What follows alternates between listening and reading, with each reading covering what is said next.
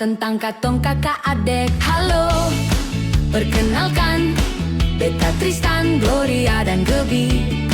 Ini cerita singkat tentang katong 30 kisah. Walaupun katong sering bakalai, tapi katong tetap basayang.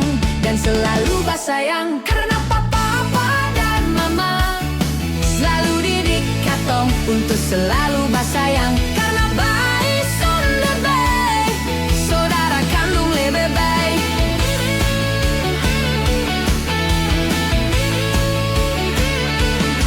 Ini cerita tentang tantong kakak adek. Halo, perkenalkan, Beta, Tristan, Gloria, dan Gebi. Ini cerita singkat tentang katong 30 kisah. Walaupun katong sering bakalai, tapi katong tetap basayang.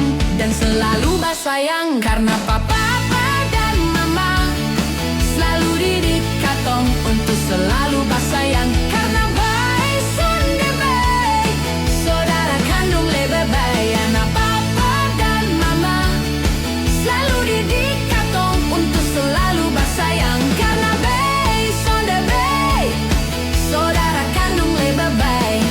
Karena baik sonde baik, saudara kandung lebih baik.